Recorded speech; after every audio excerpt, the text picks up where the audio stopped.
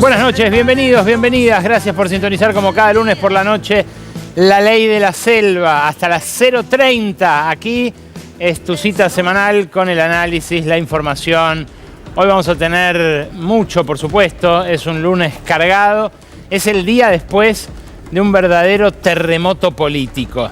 Vamos a analizarlo, pero te voy avisando. En un ratito vamos a debatir las consecuencias de este super domingo peronista con tres jóvenes activistas. Vamos a darle la palabra a partir de las 0 en un rato a una referente de la izquierda, a un referente del peronismo y a un referente del PRO. Sí, que tendrá lo suyo para decir sobre la fusión con La Libertad Avanza. Los vamos a escuchar debatir en un ratito a los referentes juveniles de distintos espacios. ¿Qué va a pasar de acá a octubre? ¿Cómo cambia el resultado de esa elección de medio término? Lo que pasó ayer en la provincia de Buenos Aires, distrito que alberga ni más ni menos que al 40% del padrón nacional.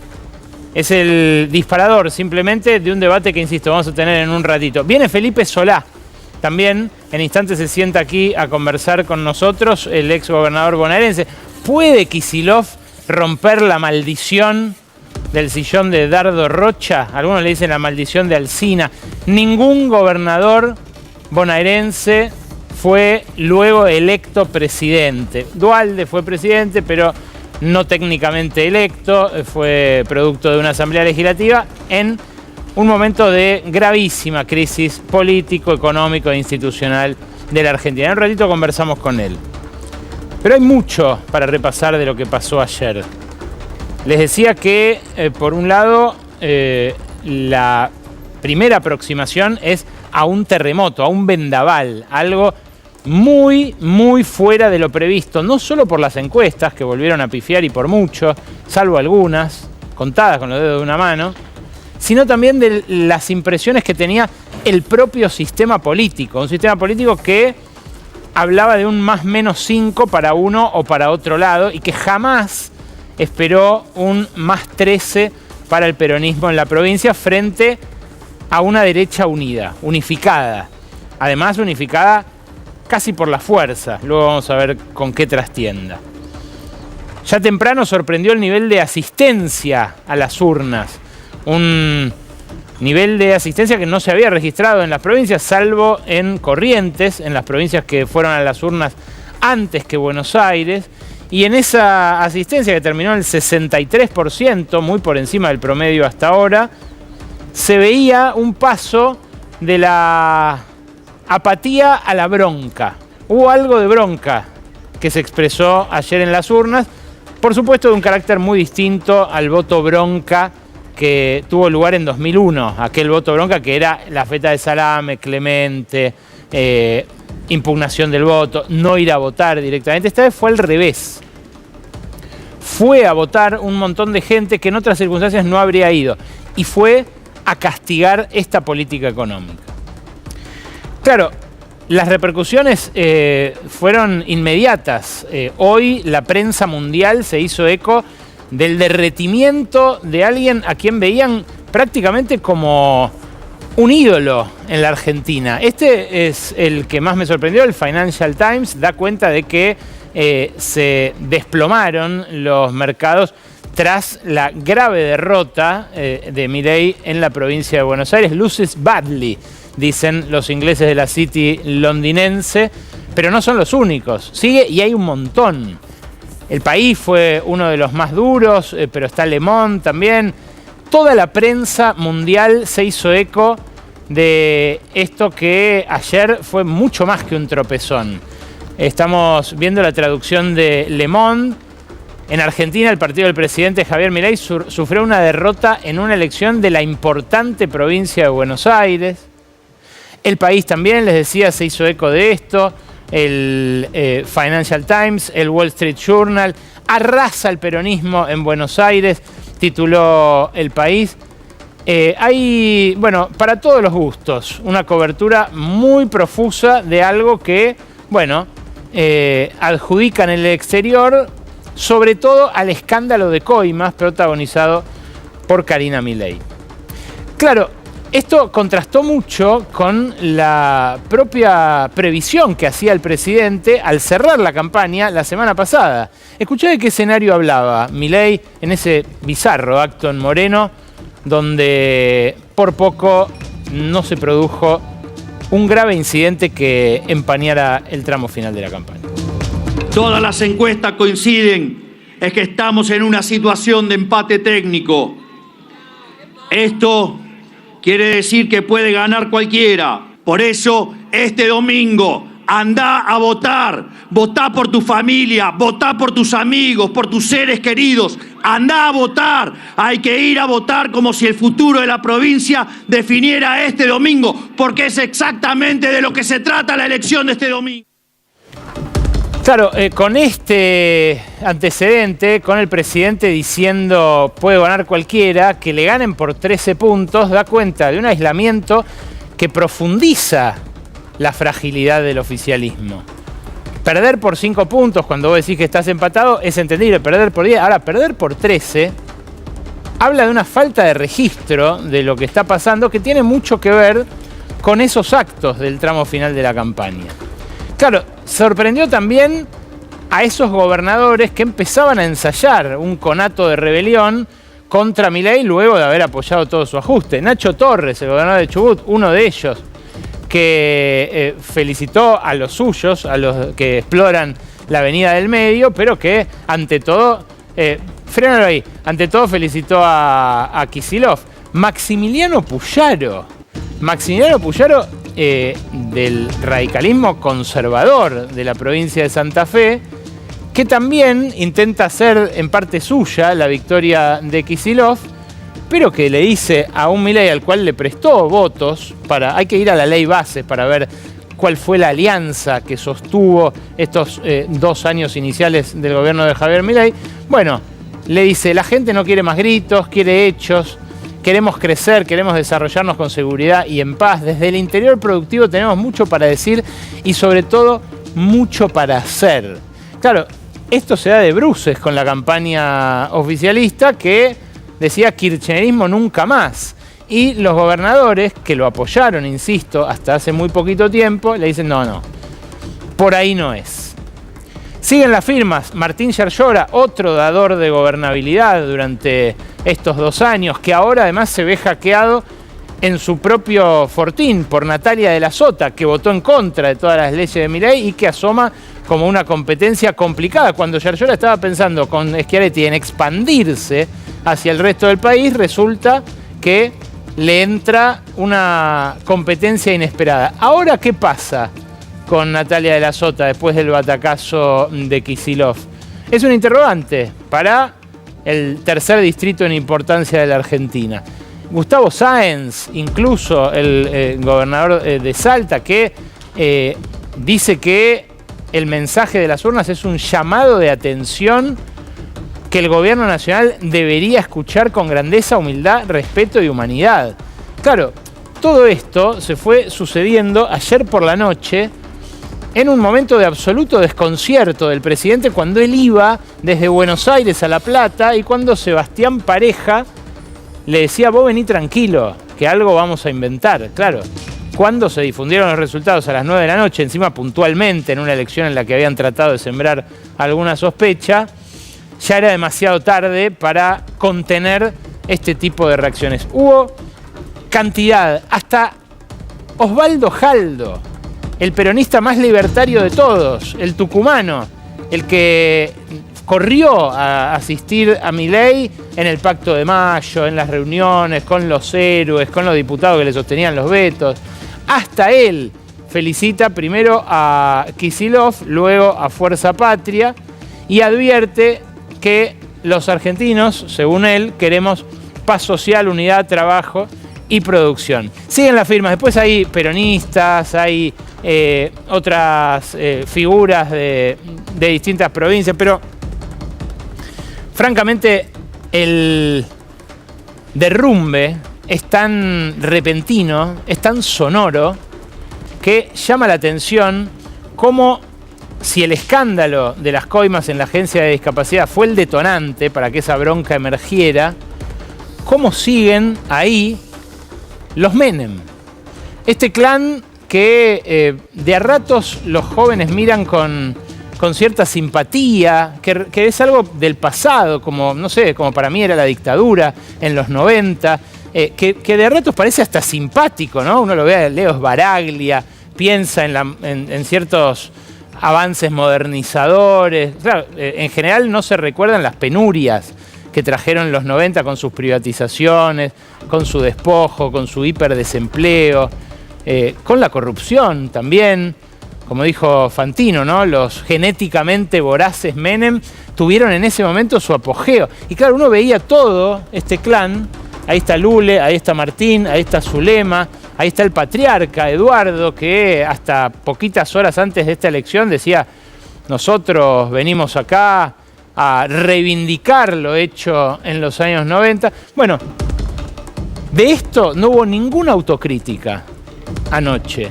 Es más, Lucía Isikoff nos trae un informe en un ratito del hazmerreír con el cual intentó hoy salir el gobierno a buscar compensar el cachetazo de ayer. La mesa política que armó Milei, una especie de triángulo ahora hexagonal con más integrantes, incluye a Martín Menem.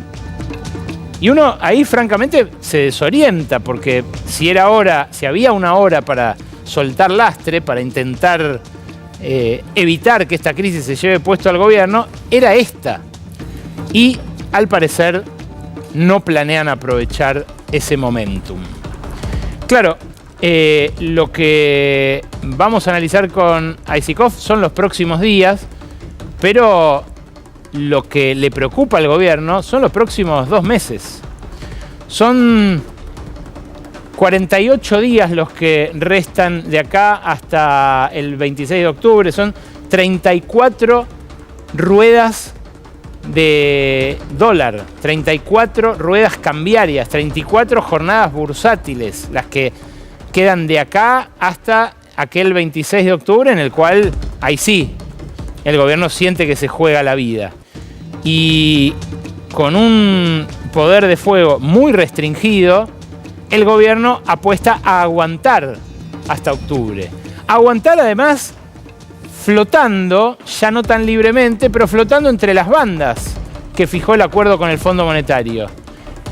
Qué lejos quedó aquel momento en el que canchereaban en Neura, apenas 2 meses atrás, Milei con su equipo económico, de esta manera, mirá. Hay una pregunta que subyace, que está permanentemente dando vueltas y que realmente no está muy claro. Está bueno que se la vuelva a preguntar. ¿El dólar está intervenido? ¡Flota! ¡Flota! ¡El dólar flota! ¡Flota! Y la tasa también. Ahí está, gracias. Gracias, chicos.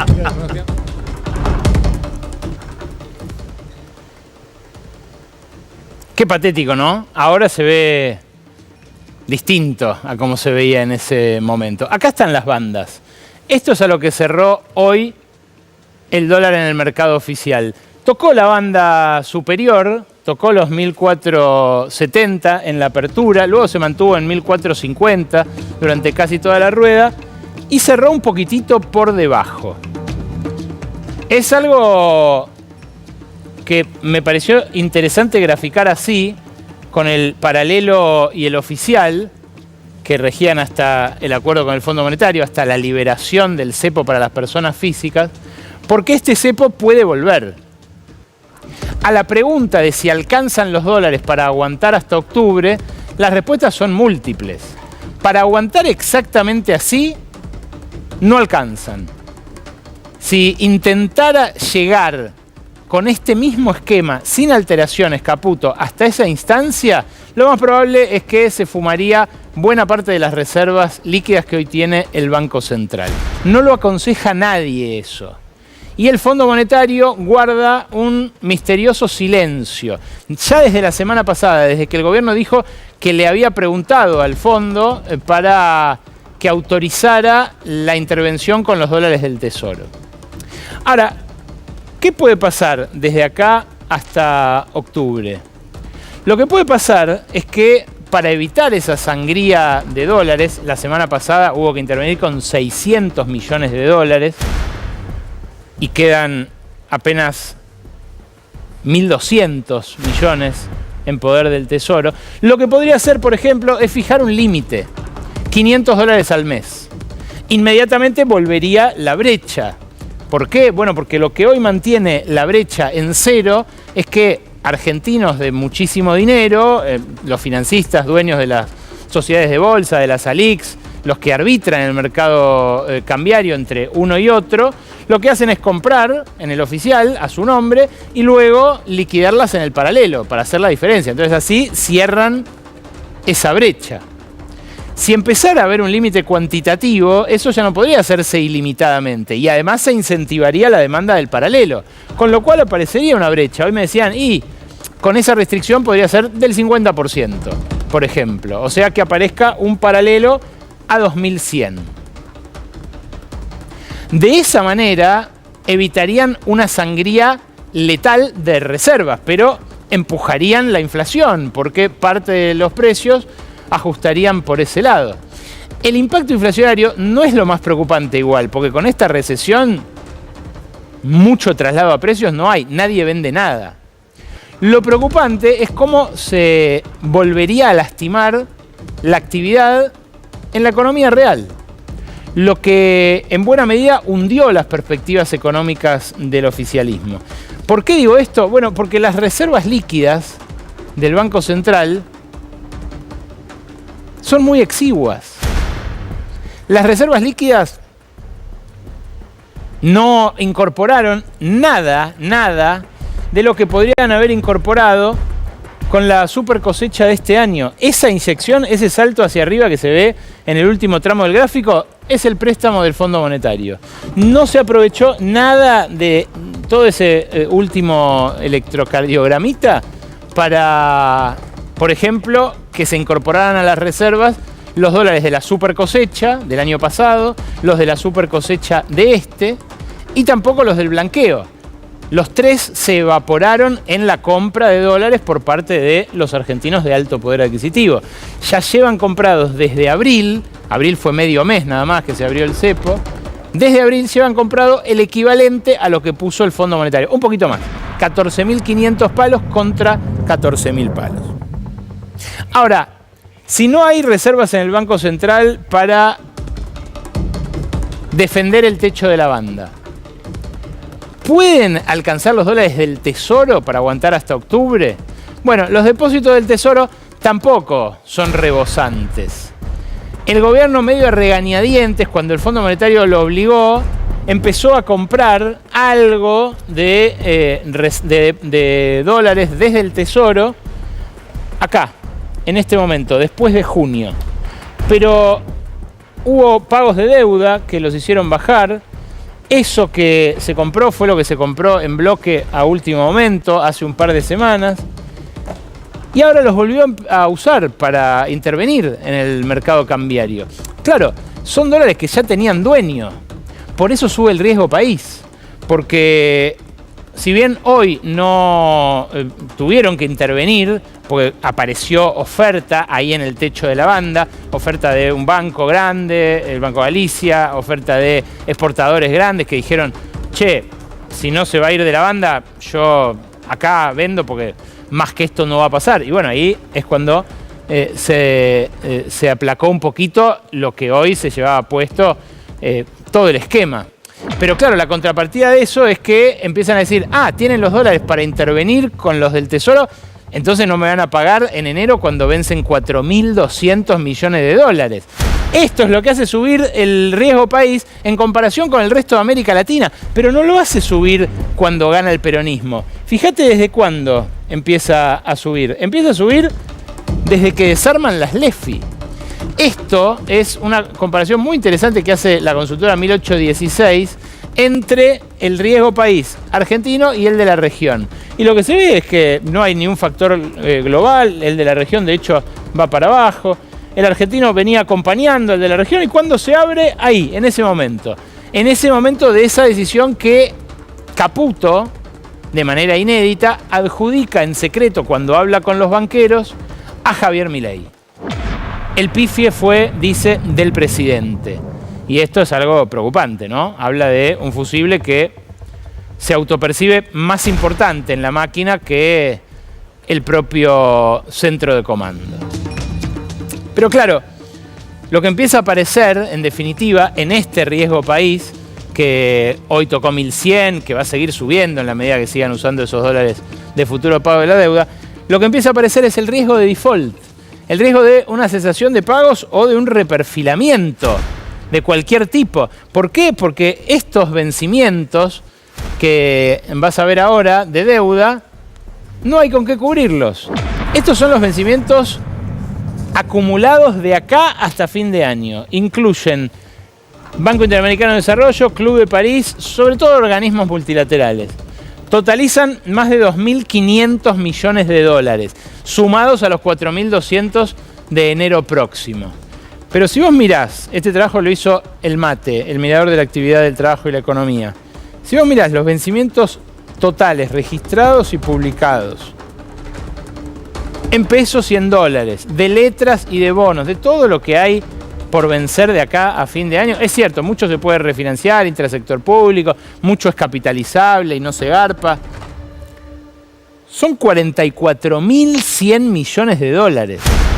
La deuda llegó a un nivel en el que es absolutamente impagable, y esto lo saben los acreedores. Lo que esperan es una rondita más, que Caputo pague una ronda más en el bar, que sea la de enero, que se paguen esos globales y esos bonares, y después el año que viene con los 26.000 millones de dólares que vencen, contratos disonantes, bueno, ya será otro cantar. Claro, te decía que no intervinieron en el mercado mayorista, en el dólar común, en el dólar spot, pero sí intervinieron fuerte hoy en el mercado de futuros. Y fíjate cómo viene la intervención del mercado de futuros, que en 2024 era relativamente calma, y cómo se empinó hasta llegar a los casi 6.000 millones de dólares, un monto de apuestas del Banco Central muy parecido al que había a la salida de la pandemia, cuando le criticaban el uso de este mecanismo al frente de todos.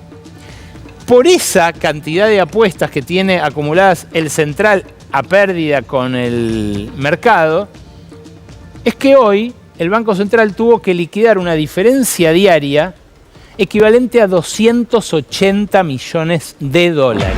Esto es información exclusiva. No se informa. Este dato lo estiman los corredores de futuros en función de las apuestas que tiene hecha acumulada el Banco Central, como te mostraba recién, prorrateado por lo que aumenta el dólar en un día. Cada vez que suba de la manera que subió hoy, que aumentó estos 50 pesos, va a haber una pérdida similar. Es por la posición vendida que ellos llaman mark to market. Un monto en pesos, que se liquida en pesos, pero que sirve para dimensionar este sobregiro de Caputo y de Santiago Bausili, que hoy, como presidente del Banco Central, estuvo también en la Casa Rosada, reunido con el presidente Javier Milei. Los banqueros miran esto y se alarman. Hoy entrevisté a uno de los más cercanos a La Libertad Avanza, a Juan Napoli, el presidente del Banco de Valores, que fue candidato a senador incluso por la lista violeta en 2023. Escuchá lo que me decía sobre Kicillof, ni más ni menos. Todo lo muy bueno que sea para él es muy malo para el mercado, pero si tomamos cosas concretas, decisiones en donde él ha intervenido, que por ejemplo que están en la justicia americana, y eso hace que los inversores se vayan, caso Cupón PBI y PF. Pero claramente, obviamente no en su nivel, pero yo soy presidente de varios lugares, hizo lo que tenés que hacer cuando vos querés ser presidente, barrer con todo. Lo de ayer, la puesta en escena, es analizarlo, es maravilloso. Él obviamente quedó perfilado como el gran candidato a la presidencia. Es más, los cantos, lo único que se escuchaba era Axel Conducción. Con lo cual, cuando vos querés ser vos, tenés que matar a quien sea, y se llame Cristina o quien fuere, y lo hizo. Claro, al establishment financiero lo entusiasma que el peronismo adopte un nuevo rostro. El de Kicillof no es el que preferirían, pero están dispuestos a conversar, en caso, por supuesto, de que esto se haga tendencia. La gran pregunta es si alguien en el establishment o en Estados Unidos le soltó la mano a Javier Milei. Y francamente mi respuesta a eso es que no. Es que lo bancaron todo lo que pudieron, que de hecho lo querían condicionado, pero vivo, para las elecciones de medio término, y que, bueno, se espantaron ante tanta mala praxis junta. Por un lado en el programa económico, pero por otro lado en el escándalo de corrupción que se dieron cuenta, que les hizo darse cuenta de que estaban tratando con amateurs. Ya no con outsiders, con amateurs. Gente que habla con esa soltura ante terceros no confiables de chorear, como Diego Spagnuolo dijo reiteradas veces que choreaba y que chorea Karina Milei, hasta convertirla en meme, hasta convertirla en un lastre insostenible para Javier Milei e intragable para ese mismo establishment que hasta ahora lo vino bancando en todas. La apuesta del Círculo Rojo fue a esta unidad de la derecha que terminó derrotada. El cierre fue por arriba. No fue algo que deseara, por ejemplo, la militancia del PRO. Y eso explica quizás el suicidio político del PRO.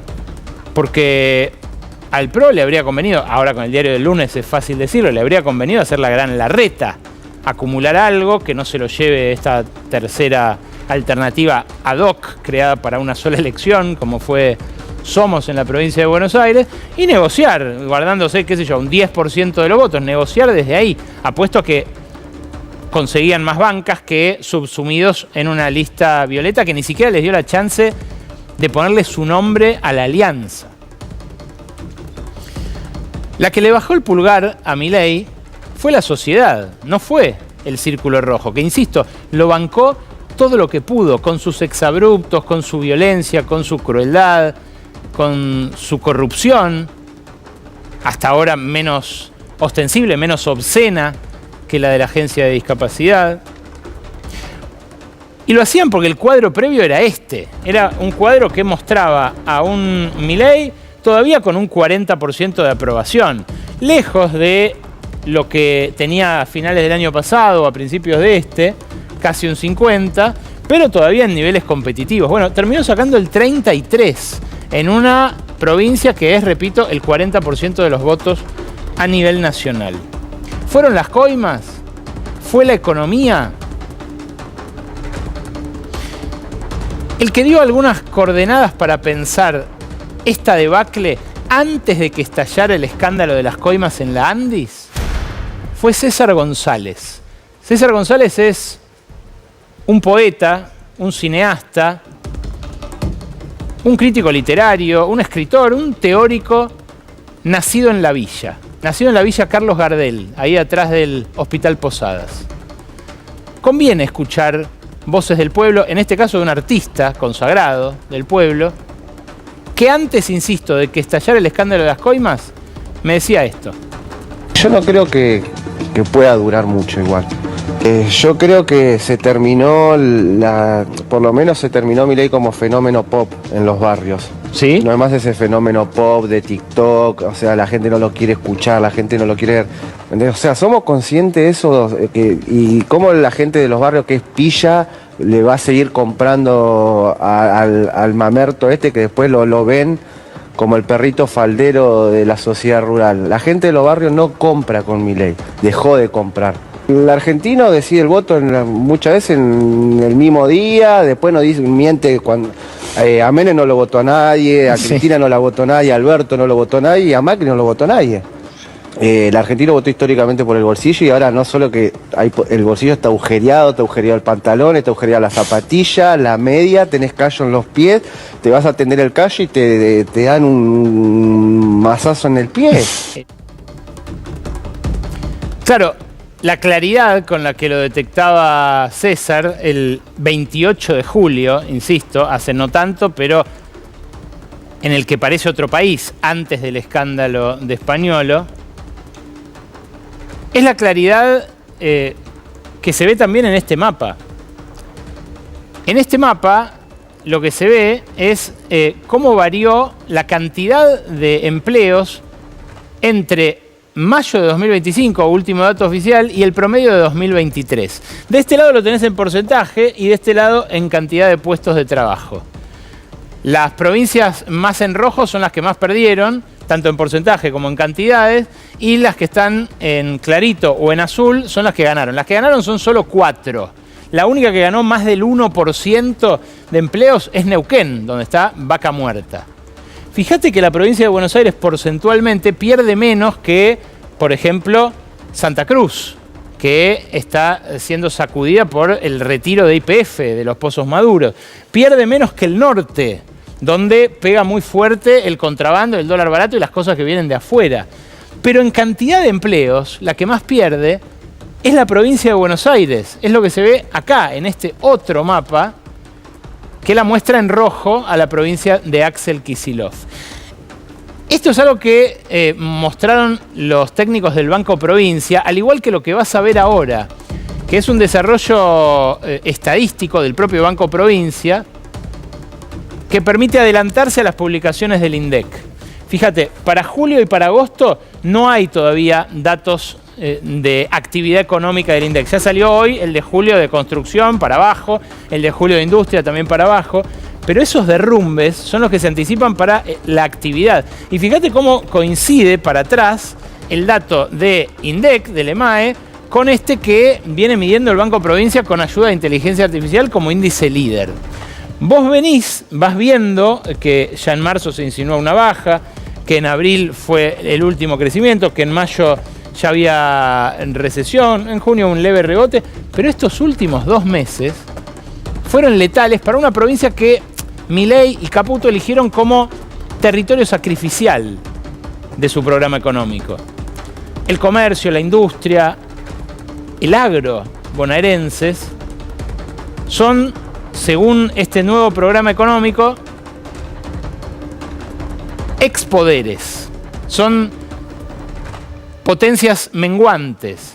El polo de acumulación del capitalismo que imaginan reseteado Milei y Caputo está en Vaca Muerta, en Neuquén, está en la Cordillera, en Catamarca, en La Rioja, quizás en San Juan. Claro, es una Argentina extractivista. Y no es casual que el grito de ayer se haya escuchado en la Argentina que quieren despojar.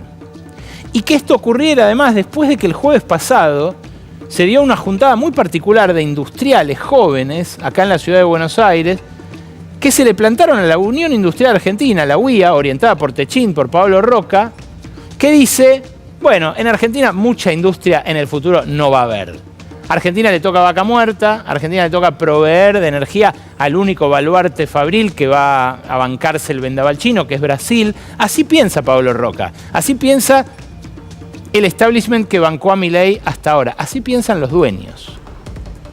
Pero claro, la sociedad no coincide y mientras esto siga siendo una democracia, esto va a ser un problema para la instalación de esquemas como este. Fíjate lo que pasa con la recaudación, por ejemplo. Es muy preocupante mirar el deterioro paulatino de la recaudación que sin prisa pero sin pausa se hunde y se hunde.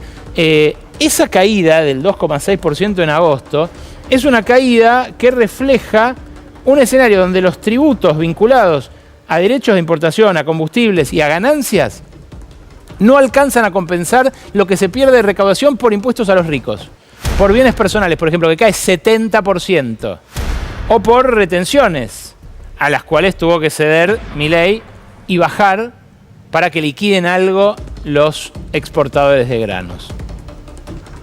Es algo que empieza a ver incluso un sector de la Libertad Avanza. Es algo que, por ejemplo, dijo hoy Maximiliano Bondarenko, el comisario que pusieron de candidato en la tercera sección electoral, que sufrió una paliza epopéyica, más que duplicó en votos a la Libertad Avanza en esa sección el peronismo. Escuchá la admisión de Bondarenko, quien se mantuvo casi silente durante toda la campaña. todo tiene que ver. Mi mamá jubilada tiene 91 años y no llega a fin de mes. El día 15 para ella fin de mes. O sea... Es fuerte eso que decís igual. No, y yo digo la verdad. Todo tiene que ver. Todo tiene que ver. Sabemos la problemática. Nuestro presidente, Javier Milei, cuando asumió, dijo que íbamos a tener que ajustarnos. Se hizo ese ajuste. Los argentinos lo bancaron, lo siguen bancando, una gran parte de los argentinos lo siguen bancando, y evidentemente otra parte de los argentinos nos está diciendo que abramos los ojos en algunas cuestiones, que tenemos que empezar a rever y a reflexionar que hay un camino que nos estamos equivocando en algo. Hay un camino en el que nos estamos equivocando, dice Bondarenko, que cuenta que su mamá es jubilada y no llega a fin de mes. Claro, que un candidato de La Libertad Avanza admita que su mamá no llega a fin de mes con la jubilación es casi game over, ¿no? Es la explicación de lo que le pasó a él con su candidatura. Pero la pregunta es si tiene algún asidero lo que dice el oficialismo de que era la inminencia de esta derrota lo que puso en jaque a la economía. Y da la impresión que ese razonamiento, al menos a la luz de las estadísticas que les acabo de mostrar, es falaz. La causalidad parece haber ido de la macroeconomía a la microeconomía y de ahí a la política. Lo destaca el profesor platense Jorge Carrera, que fue director del Banco Central, que dice que el programa económico ya estaba desconfigurándose antes del rescate del Fondo Monetario.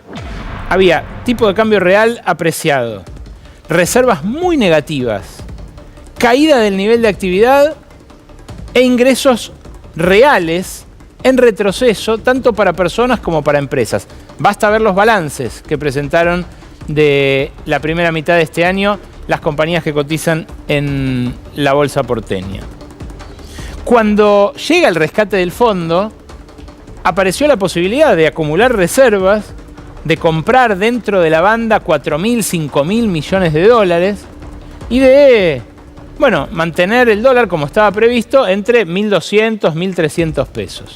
Pero no, Milei fue por más. Fue por aplastarlo al piso de la banda. Quería ganar, pintar la provincia de violeta y que eso le sirviera después como trampolín para octubre, para pintar el Congreso de violeta también. Pensaba que no iba a tener costo la motosierra y la jactancia de ese ajuste a la vez tan cruel y según él tan celebrado. Bueno, no era tan celebrado.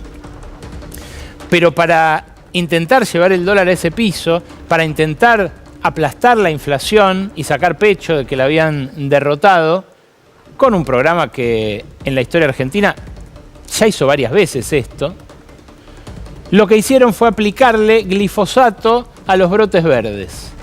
Le tiraron nafta a la huerta. Lo que podía haber florecido a partir de ese acuerdo con el Fondo Monetario terminó ahogado en tasas de interés que triplicaban la inflación, en encajes que prácticamente estatizaron la banca. Hoy bromeaba con eso Kicillof frente a un gobierno que lo acusa de comunista. Decía, ellos pusieron los encajes en 53%, manejan la guita de los banqueros. Y también, por supuesto, el desmanejo financiero que implicó el desarme de las LEFI, el canchereo con la bicicleta, las relaciones espurias con JP Morgan y demás. Todo eso redundó en un golpe mortal al nivel de actividad. Y lo dejó a Milei en esta situación, caminando con José Luis Espert, el tipo que va a tener que defender los colores violetas en octubre, luego de este desierto que tiene que transitar Caputo hasta la elección, así, abucheado, apedreado, bajo una lluvia de brócolis y huyendo en moto, finalmente de manera muy indecorosa para un candidato. Es algo que le pasó también a Karina Milei en Corrientes, que les empezó a pasar a donde fueran. Fue la coima y fue el bolsillo. Primero se insinuaba el bolsillo, como decía César González, pero la coima fue un golpe de gracia. Ayer la Argentina vivió un verdadero terremoto político. Ese terremoto mostró la vitalidad de la democracia. Una democracia que Milei creyó que podía domesticar con un programa económico que solo es viable si no hay democracia. Está Felipe Solá de visita, un ex gobernador de la provincia de Buenos Aires, para hablar del batacazo que dio ayer el gobernador Axel Kicillof. ¿Cómo estás, Felipe? Gracias por venir. Gracias por invitarme. Por favor, es siempre un placer recibirte. Muchas gracias. Bueno, ¿podrá derrotar la maldición de Alsina, la maldición de Dardo Rocha? Viste que le dicen de distintas maneras a ese tabú de los gobernadores bonaerenses, o ese límite, no sé qué es. ¿Es una maldición? ¿Qué es? No, no es una maldición, no.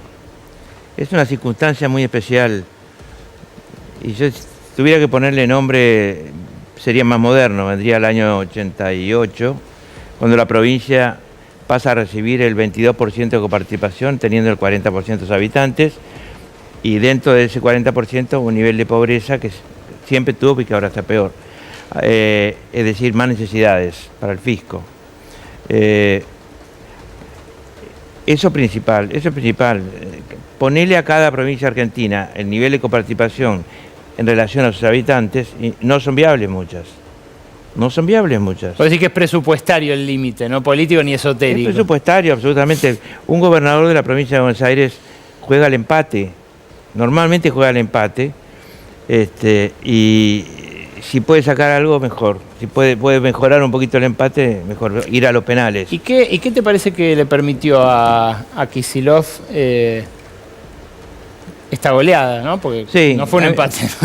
Lo pensamos muchos todos. En el día de hoy, muchos pensamos esto, y lo que me interesa es decir, primero, las virtudes de Axel. Axel personificó muy bien la resistencia.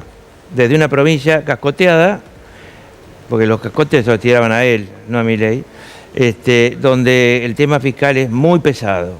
¿Por qué? Porque la provincia depende de una coparticipación que depende de la actividad interna, del IVA, básicamente, y de una recaudación propia que depende de ingresos brutos, que es actividad interna también. Entonces, Axel se la bancó y caminó muchísimo. Es la cuarta elección que gana seguida, ¿no es cierto? Hizo dos grandes campañas para gobernador, dos grandes campañas, una en momentos muy difíciles como el 23, y yo creo que Axel ha tenido, además de su conocida y reconocida probidad, ha tenido valentía. Valentía para mantener el ritmo de su oposición central y frontal al gobierno y a este programa espantoso, a este gobierno de mierda. Eso es a favor de Axel. ¿Y qué ayuda tuvo Axel? Bueno, hace tiempo que vienen tratando de perder, ¿no? ¿Quiénes? Los muchachos que han perdido, Milei y Karina. ¿Por qué decís? Porque casi todo lo que han hecho en los últimos tiempos ha sido generar una bronca que este domingo se expresó con una enorme fuerza. Fue una ola. Una ola que inundó la primera sección electoral. Cuando alguien veía una mesa de San Isidro y la comparaba con la mesa de San Isidro del balotaje del 23, no podía creer lo que estaba viendo. Perdía Axel Kicillof, pero perdía por poco. Cuando vos ves una mesa de San Isidro así, ya sabés cómo va a ser la elección, ¿no? Cuando ves una mesa así en Vicente López, San Isidro, inmediatamente tenés experiencia de decir, ya sé lo que va a pasar. Claro, dicen que replica el resultado de la primera, el que termina siendo el resultado de toda la provincia. Exactamente. Lo que pasa es que había muy poca experiencia de una elección solo provincial, en la que medio que nadie sabía que se votaba, porque yo... Es que no fue una elección solo provincial. Acá hay dos cosas que tratar. Por un lado, la nacionalización imposible de evitar de la elección, porque Milei invitaba a nacionalizar. Milei nos desafió, Milei en ese acto increíble. Nunca en mi vida había visto una cosa como la que vi en el acto de cierre de Milei. Una cosa tan bizarra, ¿eh? ¿En Moreno? Sí, en Moreno, una cosa increíble. Y además el discurso, donde lo único que le interesaba era insultar al kirchnerismo y insultarlo a Axel y el soviético, etc. Pero a mí me parece que a mí me parece que la bronca es mucho más fuerte de lo que se cree. Que estos tipos que se animan a decir algunas correcciones, les llamó la atención. No le llamaron la atención, le dijeron basta. Le dijeron basta a un gobierno cruel, a un gobierno violento, a un gobierno de patoteros, a un gobierno hambreador, a un gobierno de entrega que se digamos, empezó a entregar casi enseguida a un gobierno que no tuvo la menor relación con Latinoamérica, la menor relación con nuestros vecinos, ¿no? Un gobierno que se animó a tener solamente una relación con Trump y con Israel y nadie más. Un gobierno que destruyó una historia de relaciones exteriores de la Argentina importante y que se había mantenido. Ahora, Felipe, vos decías... Y un gobierno endeudador, porque si me olvido de eso, que es lo más importante casi, me olvido de todo. Un gobierno endeudador. Vos hablabas de las mesas de la zona norte, pero lo que más llamó la atención es la cuarta sección electoral, donde tiene mucho peso el agro. Vos además sos ingeniero agrónomo, has tenido tu vida, parte de tu vida en el interior bonaerense. ¿Qué explica ese reencuentro entre un interior profundo, rural, que parecía que nunca más iba a votar peronismo después de 2008, y Axel Kicillof, que encima es un exponente de izquierda dentro del peronismo, ¿no? Ayer Axel Kicillof era el peronismo, ¿no? Nadie calibraba mucho si izquierda, si marxismo, si TNT, sus orígenes. Pero justo estamos hablando de un acercamiento a él. Vuelvo a la cuarta sección electoral. Ahí hay 3 ciudades por lo menos importantes. Primero Junín. Junín tenía talleres ferroviarios, que son los ex talleres ferroviarios. Junín tiene una mentalidad industrial todavía. Esa mentalidad se traslada al nivel de los productores agropecuarios. Cuando una ciudad tiene una impronta industrial, Chivilcoy es un ejemplo clásico, desde Sarmiento en adelante, Junín, ¿no? La ciudad de Vita, que nació en Los Toldos, pero que es al lado, cerca, se traslada al sector agropecuario, eso lo descubrimos hace muchos años, se traslada como una mayor capacidad de progresar y una actitud más industrial frente a lo agropecuario. Ahora, Chivilcoy, Chacabuco y Junín, ciudades importantes, y no me quiero olvidar de 9 de Julio, de otras. Por supuesto, hay ciudades muy rurales, Trenquelauquen, y algunas otras que están más al oeste, General Villegas, ¿no es cierto? Ahora, el tema es que lo que me parece que ha sido más fuerte, primero que la tercera lista, que era la lista que yo pensé, ahí van a ir en la cuarta sección electoral y parte en la segunda, van a ir a esa lista, la de Somos Buenos Aires, fracasó, aunque le fue mejor que en ninguna otra sección en la cuarta. Se quedó con un buen pedazo del PRO, ¿no? Claro. Y segundo, que la crisis golpea en las ciudades grandes, entonces lo agrario se queda solo en lo agrario. Si vos permitís que tu enojo, un problema con el agro, como el que tuvimos hace muchos años, se transforme en un problema contra el interior, bueno, entonces ahí ya está perdido. Ahora, si se aísla el sector agropecuario, al que no le fue bien este año porque tuvo los mismos precios nominales a la época de la cosecha, ahora ha crecido un poco el precio, pero los mismos precios nominales que hace un año. Sí, en pesos. Y mucho más costos, insumos mucho más altos. Obvio. Si vos aislás el sector agropecuario, bueno, puede ser que sea el 10%, el 15%, etcétera. O sea, ¿vos crees que es una oportunidad para que el peronismo se reconcilie con ese absolutamente bonaerense, con ese interior productivo que desde 2008 le era refractario? Y que está mucho más presente como mentalidad y legitimidad política en la mitad sur de Córdoba, o en Córdoba si querés, y en Santa Fe. En Santa Fe, claro.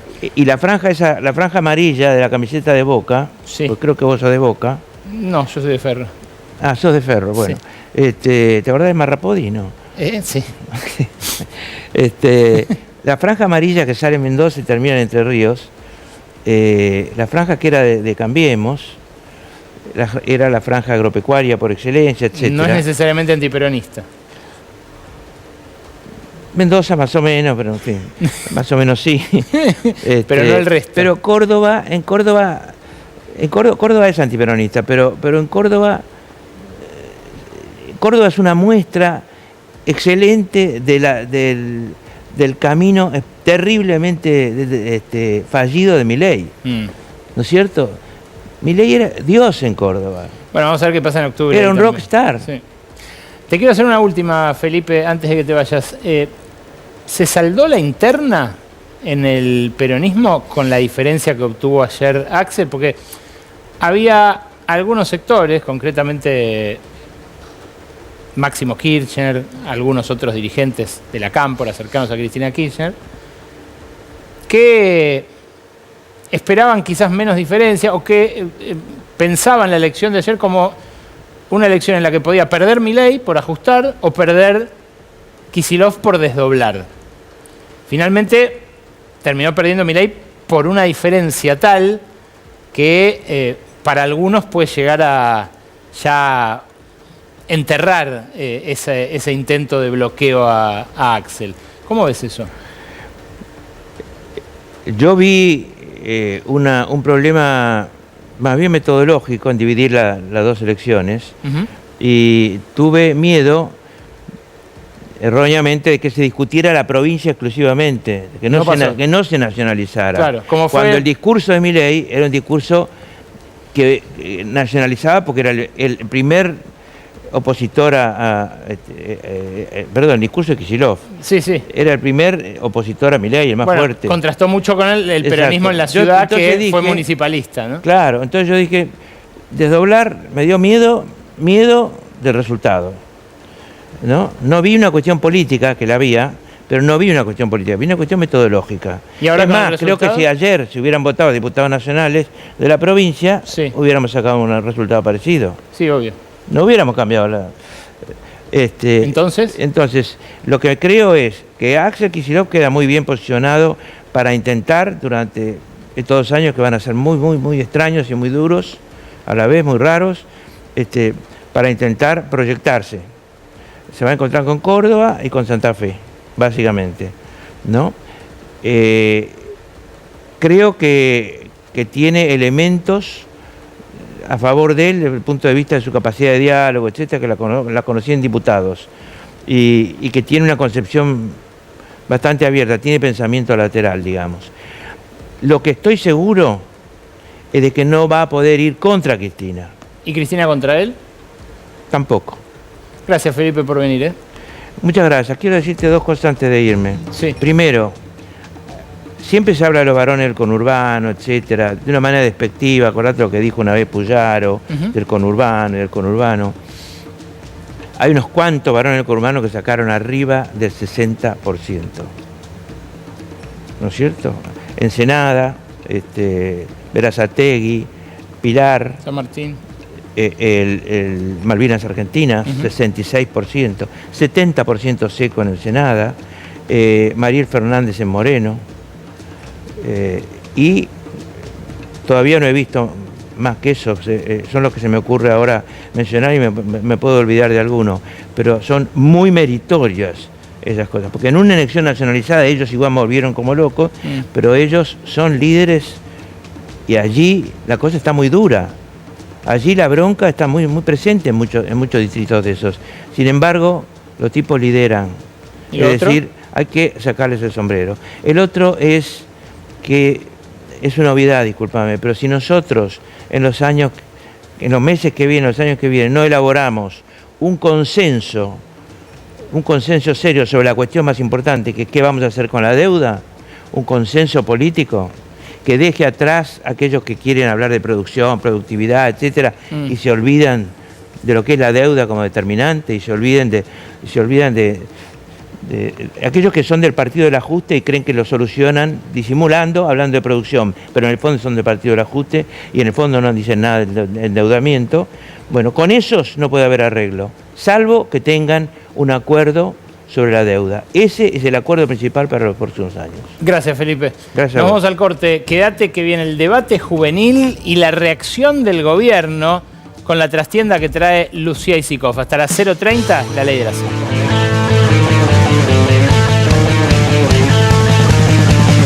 Volvemos al aire con La Ley de la Selva hasta las 0:30. Gracias por quedarse ahí. Lucía Isikoff, bienvenida, buenas noches. ¿Qué tal, Ale? ¿Cómo estás? Me imagino que debe haber sido un día tensísimo en el gobierno. Prepárense ustedes porque antes viene Isikoff, pero en un ratito el debate entre jóvenes militantes que han venido a visitarnos. Una del Partido Obrero, otro del PRO, otro del peronismo. Vamos a conversar en instantes nada más con Agustín Chena, con Nahuel Can y con Tatiana Fernández Martí, que están aquí en nuestros estudios, sobre qué puede cambiar de acá a octubre, después de la paliza electoral de ayer que sufrió Javier Milei. Decía, paliza y 2 reuniones de gabinete en el día. Inédito, 2 reuniones de gabinete, además entre cada reunión, una a la mañana y una a la tarde, entre cada reunión 1000 reuniones entre funcionarios, un día tenso en la Casa Rosada, y vos esperás que de ahí salga una definición contundente, porque quiero decir, Milei anoche dice, vamos a hacer una profunda autocrítica, ratificamos el rumbo económico.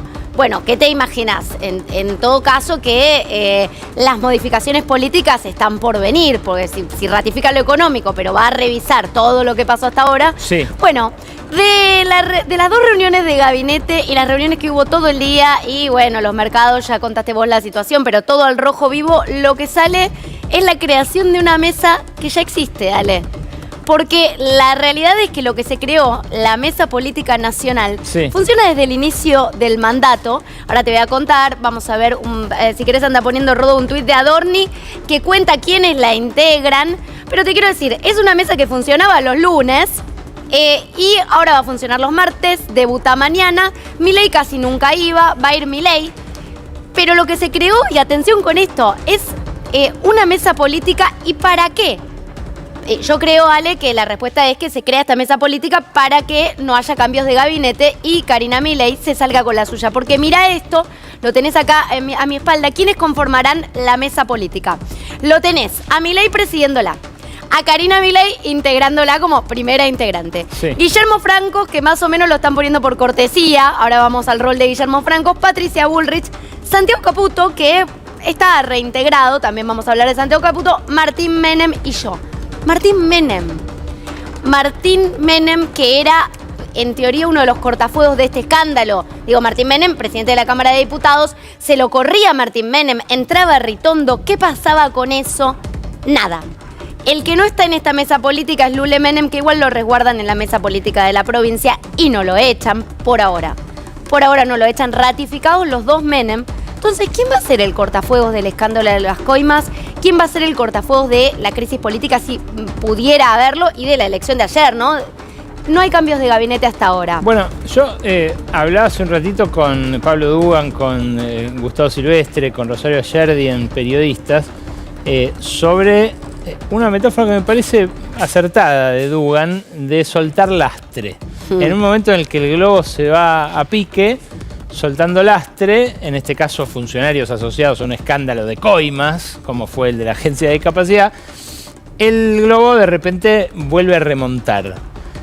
¿Por qué crees que no lo hacen? ¿Sienten que se debilitan? ¿Sienten que no se los reclamó la sociedad? ¿Que no recuperarían votos a partir de eso? Mira, Ale, yo te digo un poco el detrás de escena de hoy. ¿Por qué periodistas hasta ahora, amigos del gobierno y muchas personas afines empiezan a pedir la cabeza de Lule Menem? ¿Por qué? Lo que se dice es que el propio Milei quería la cabeza de Lule Menem. Mirá también acá, vamos a ver ahí por encima cómo lo saluda ayer a Martín Menem. Un abrazo para cada uno de los que pusieron la cara de la derrota en ese escenario donde estaba parado el presidente, y a Martín Menem la mano y siguió. Entonces había un enojo del presidente con los Menem y no lo puede soltar. Ahí lo vas a ver, abrazos. Mirá cómo le saluda, la manito, y a todos los demás los abraza. Son gestualidades, pero está arriba de un escenario y sabe que esto al día siguiente rebota, o no pudo ocultar su enojo. Pero te digo, lo que se hablaba hoy es el presidente quería deshacerse de los Menem y Karina se plantó. Entonces, ¿qué es lo que pasa ahora y cuál va a ser el rol del resurgido Santiago Caputo? Que en todo esto decían, bueno, se viene el takeover de Santiago Caputo del gobierno, ¿no? primero, no fue mariscal de la derrota. Santiago Caputo, mirá lo volátil que es todo, que si ayer había una victoria de La Libertad Avanza o una derrota por un margen menor, este empate técnico del que hablaba Milei, lo querían volar a Santiago Caputo. Karina Milei desconfía de Santiago Caputo, además de la teoría Pagano, además de las teorías, desconfía de Santiago Caputo por los servicios de inteligencia y quién filtró los audios de las coimas. Esa relación no está saldada, entonces lo querían volar a Santiago Caputo. Ahora, como la pifió todo el esquema de la pata política, Karina Milei, Sebastián Pareja, los Menem, no les queda otra que resucitarlo, traerlo, decirle, bueno, takeover del gobierno. ¿Qué le exige o qué exigiría Karina Milei para que Santiago Caputo pueda hacerse cargo de la gestión política de este caos? ¿Qué? Que tenga un cargo formal. Eso sería lo que le está pidiendo. Que ponga la firma, que no sea un asesor que el día de mañana se fue y no tuvo ningún cargo en el gobierno.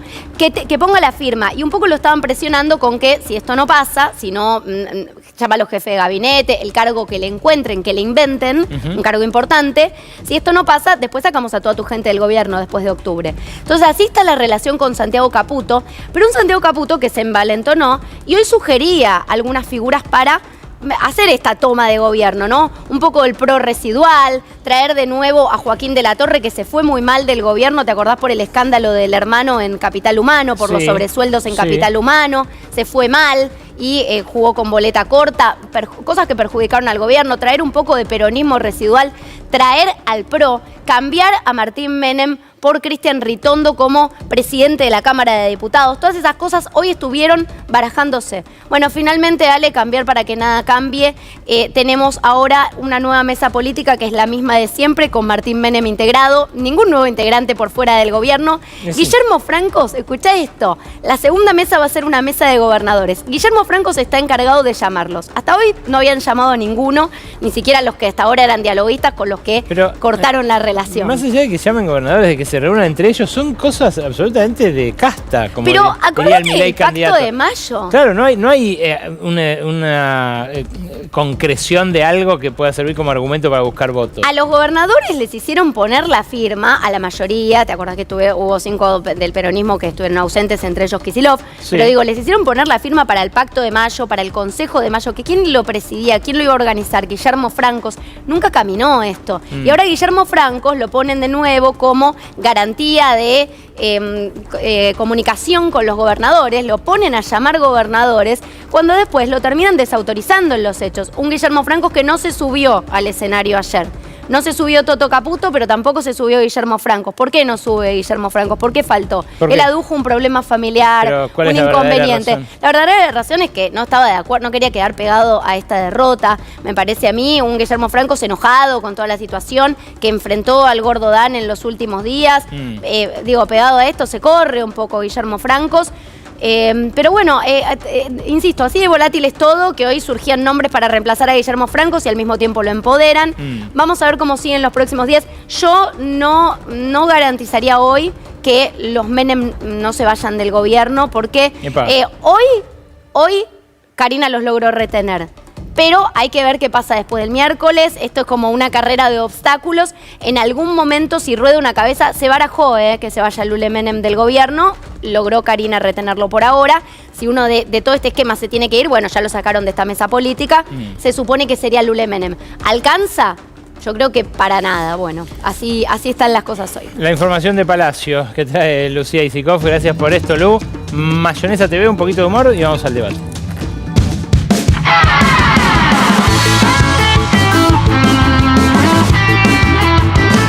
Ganamos, perdimos, igual nos divertimos. Ganamos, perdimos, igual nos divertimos. Ah, pará un poco, pero che, vos no sos más ganso porque no te votó ni el loro. Che, qué mala onda. ¿Y qué querés si nos dejaron el culo como un mandril? No entiendo. Ay, perdimos en la provincia contra el enano soviético. ¿Contra un enano? Sí, igual hay que reconocer que ganó en buena ley el enano. La ley de la L. No entiendo. Los cabezas de la provincia votan mal. Eligen cagar en un balde. ¡Eso! ¡Cagan en un balde! Igual tampoco es que les íbamos a construir cloacas, ¿no? No entiendo. ¡Que caen en un pañal! No es gracioso. Tenés razón. Igual Karina fue a votar. Ajá. Y no dio declaraciones. Habla poco el jefe. Sí, lo que pasa es que agarra un sobre y se le hace agua a la boca. No entiendo. Lo importante acá, Ganso, ¿Qué? es que hay que hacer una autocrítica. Sí. Y trabajar para dar vuelta estos 10 puntos de cara a la elección de octubre. Sí, para 10 puntos. ¿No eran 13 puntos de diferencia? Sí, pero el 3% es para Karina. ¡Alta colera!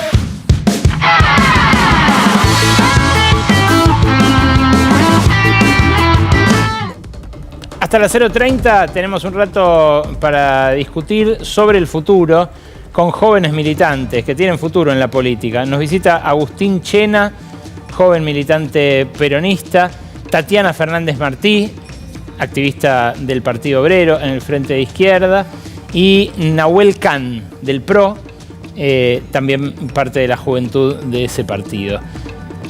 La consigna que tiro para arrancar es si lo de ayer puede cambiar en octubre. ¿Qué piensan ustedes que va a pasar en estos casi 2 meses que pueden convertirse en una eternidad?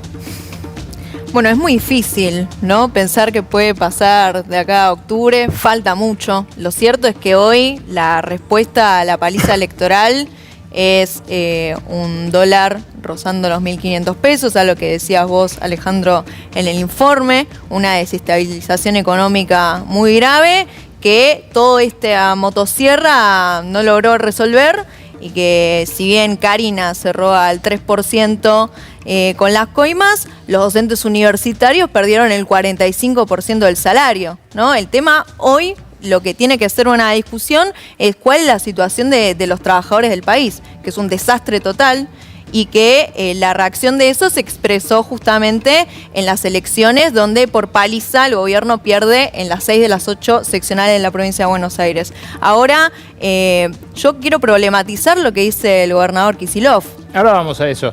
Agus. En línea con lo que decía Felipe anteriormente, yo coincido y creo que todos vamos a coincidir, la elección de la provincia de Buenos Aires se nacionalizó, es algo que pasó. Lo que pasó es que se plebiscitó el gobierno de Milei y en definitiva el pueblo de la provincia de Buenos Aires lo rechazó abiertamente por la negativa, digo, en eso coincidimos. También por la positiva eligieron para plebiscitar negativamente y como oposición al gobierno de Milei al peronismo de la provincia de Buenos Aires. Digo, y eso es un mérito del pueblo, este resultado electoral, y es una responsabilidad para el peronismo. Por lo tanto, si bien en provincia de Buenos Aires vamos a tener una elección particular porque vamos a un sistema de boleta única, cosa que se implementa por primera vez, la realidad es que hay una tendencia, es un descontento muy fuerte con Milei, con el gobierno de Milei, y una confianza en el peronismo para poder reconstruir esa situación. ¿En el peronismo o en Kicillof? En el peronismo de la provincia de Buenos Aires, que lo expresa el gobernador peronista de la provincia de Buenos Aires, que es Axel Kicillof. Te pregunto porque el presidente del Partido Justicialista de la provincia de Buenos Aires es alguien que ni siquiera fue al acto donde se anunció la victoria. Yo creo que más allá de eso, si uno veía a los candidatos de las secciones del interior, pertenecían a un espacio político del peronismo en sentido ampliado. Los candidatos de las secciones del conurbano eran intendentes más identificados con Axel Kicillof. Y lo que pasó es que la generalidad de del movimiento político ganó las elecciones. La gente entró a las urnas, vio la boleta azul, entendió que ahí se condensaba la oposición al gobierno de Milei y puso esa boleta en la urna. Y consiguió resultados históricos en todos lados. Nahuel, ¿vos qué crees que va a pasar de cara a octubre? ¿Y qué pensás de lo que pudo haber hecho el PRO si no cerraba esta alianza con la Libertad Avanza? Yo estoy muy a favor del acuerdo con la Libertad Avanza, del PRO y la Libertad Avanza. Creo que era necesario, creo que hubiese sido peor en el caso de que no hayamos sido juntos. ¿En qué sentido peor, perdón? Peor en los resultados. Creo que a la Libertad Avanza le podría haber ido peor si no íbamos juntos. ¿Y al PRO? No, también, obviamente. ¿Y el PRO no podía resguardar una porción suya del electorado? Digo, lo que se llevó Somos, por ejemplo. No, sí, también hubiese sido una reconfiguración totalmente diferente a lo que fueron las alianzas electorales, pero creo que ir separados hubiese sido un error. ¿Y en octubre? Y en octubre vamos juntos nuevamente. Creo pero ¿qué pensás que va a pasar? No, creo que depende mucho de lo que hagamos. Hubo muchos errores, por eso las urnas hablaron. Yo creo que la gente no se equivoca. Hubo mucha gente en Twitter diciendo que a la gente le gusta cagar en baldes. No, la gente nunca se equivoca. Y hay que rever. Hay un montón de errores que hay que rever, que hay que cambiar. Hay cambios que hay que hacer. El presidente dio un paso muy importante ayer, reconociendo la derrota y diciendo que hay cambios para hacer. Pero 10 segundos después dijo, vamos a hacer lo mismo que venimos haciendo, más aceleradamente. Para mí, el rumbo económico es el correcto. En lo que yo no coincido con la libertad de Avanza, y lo he dicho muchas veces, es gobernar un país no solamente tener la macroeconomía, sino que un país es un todo. Pero bueno, repito, hay que rever y hay que reforzar los esfuerzos. En los lugares donde el PRO estuvo a cargo de la campaña, como en Vicente López, como en la quinta sección electoral, fue donde mejor nos fue en la provincia de Buenos Aires. En Vicente López arrasamos, en la quinta sección sacamos 42% de los votos. Para mí es eso, la libertad avanza, le tiene que abrir más juego al PRO. Pueden conversar entre ustedes, si quieren. Yo te quiero hacer una última voz, Nahuel, sobre esto. ¿Qué hay que rever? No, hay que rever. A ver, mira, y esto lo digo como militante, como un poco idealista. A mí no me termina de cerrar los nene vera de la vida dentro del armado de la libertad de Avanza. Yo me metí en política en el 2019, 2020, creyendo algo. Y es más, en ese tiempo escuchaba los videos de YouTube de Milei en su momento.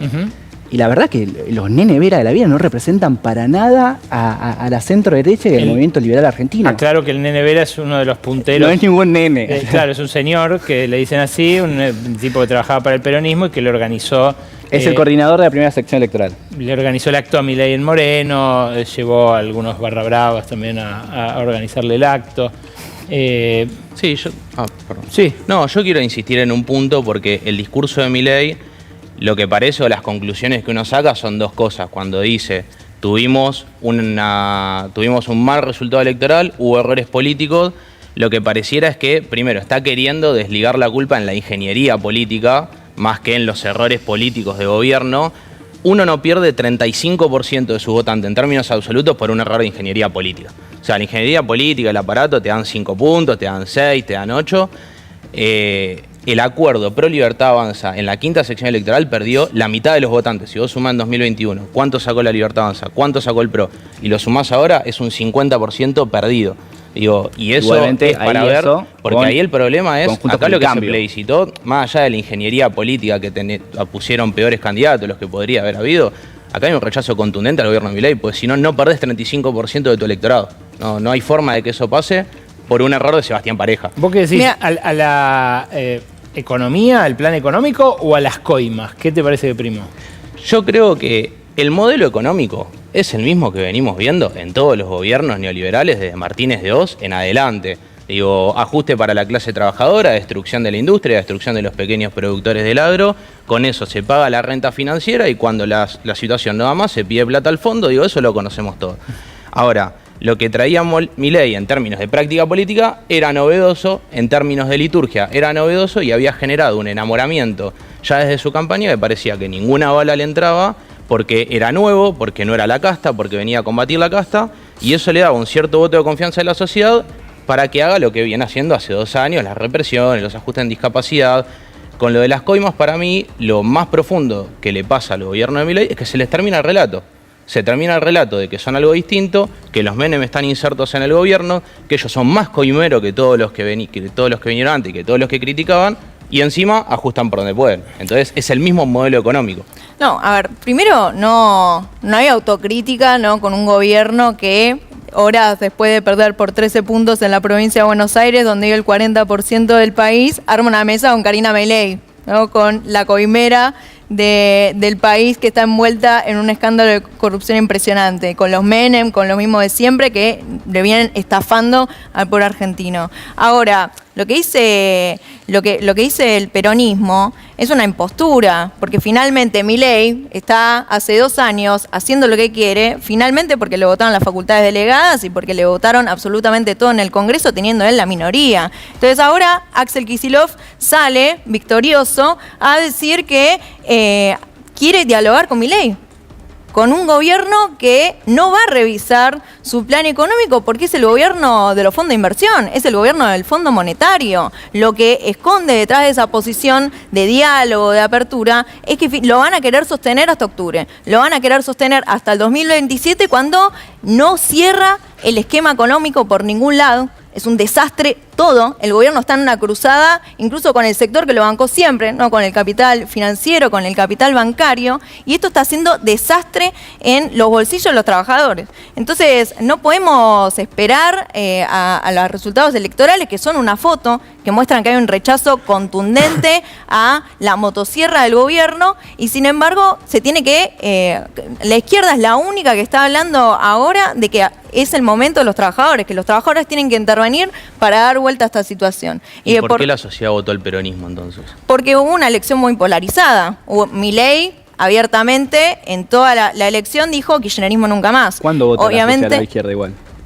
No, bueno, a ver, la izquierda hizo una elección importante, hizo una buena elección, logramos refrendar los 2 diputados provinciales y en eso creo que es importante. Obviamente que no estamos conformes, porque sin duda alguna queremos no solamente ser una intervención que la tenemos fuertemente en los barrios populares, en los sindicatos, dando la lucha en las facultades e incluso en hospitales, estando al frente de la lucha del Hospital Garrahan, sino que queremos dar una pelea en todos los terrenos y que también las mayorías populares se expresen en el terreno electoral con la izquierda. Eso es un desafío que tenemos pendiente, sin duda alguna. Ahora nos parece importante plantear ¿cuál es la perspectiva?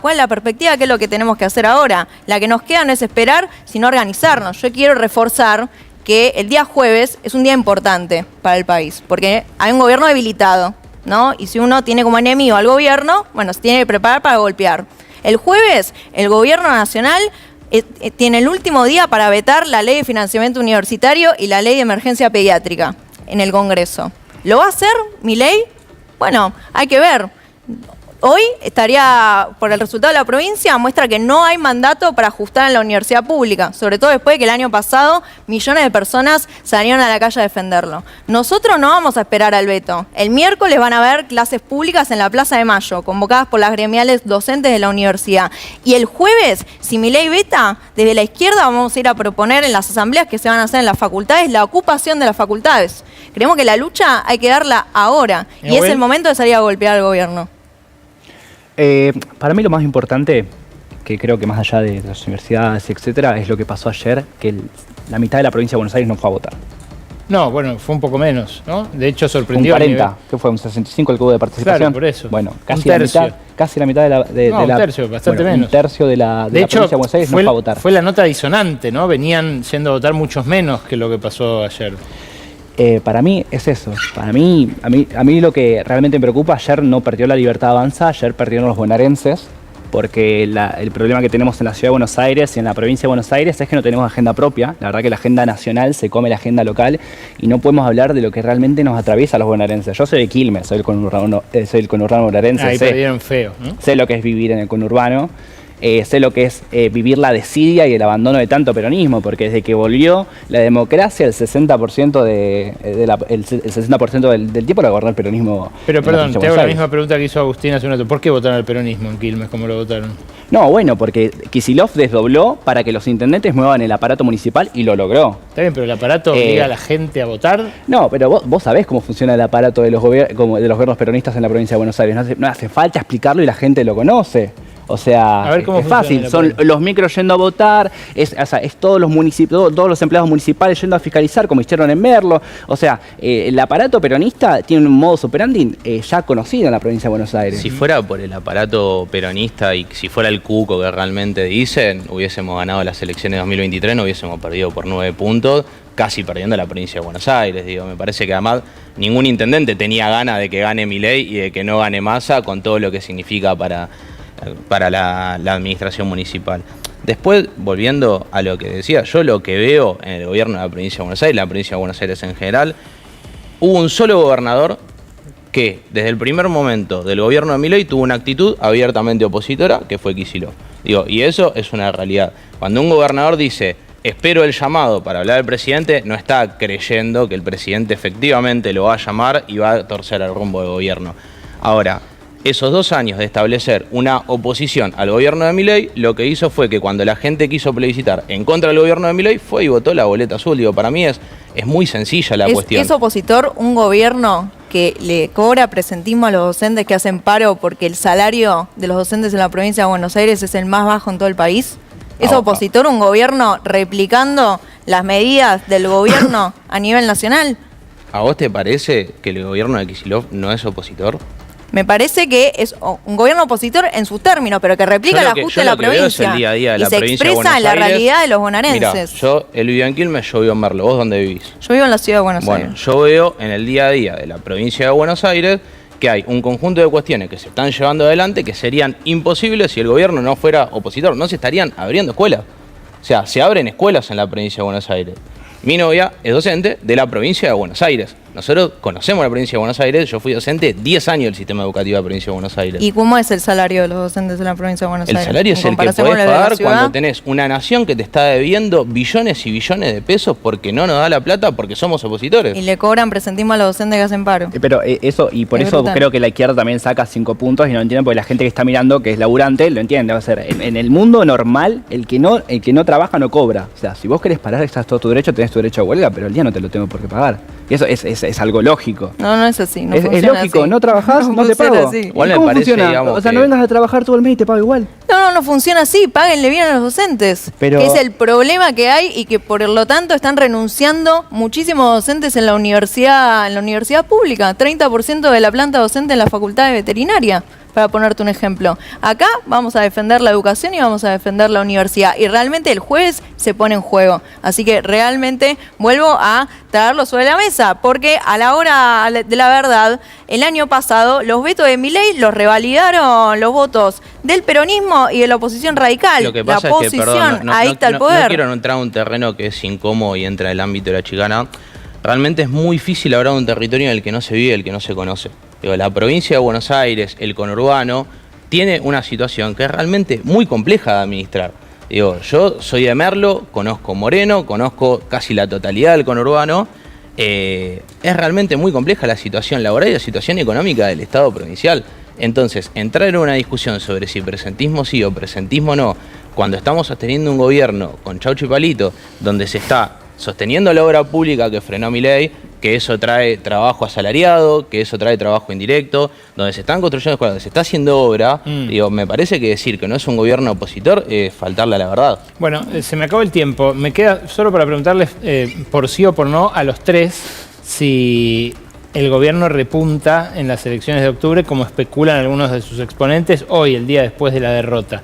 ¿Qué crees vos, Nahuel? La Libertad Avanza va a repuntar siempre y cuando haga lo que tenga que hacer, que limpie los que tenga que limpiar y saquemos toda la carne a la parrilla para salir a laburar y ganar la provincia de Buenos Aires, como ya hicimos en 2023 en el balotaje. Tatiana.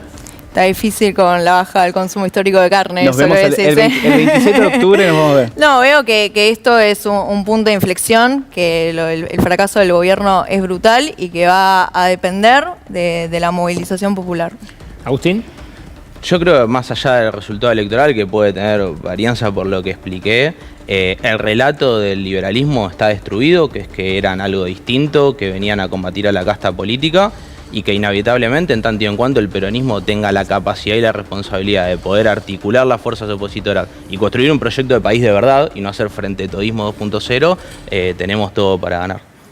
Mucho viejo en la televisión, todo el día. No es que no haya que aprender de la gente con experiencia, pero esto estuvo buenísimo. Gracias a ustedes por quedarse hasta esta hora. Gracias a ustedes por haber venido al debate. Te traje un regalo. Se me acaba el tiempo, ¿me lo das fuera de aire? Bueno, dale. Gracias, Tatiana. Gracias, Agustín. Gracias, Nahuel.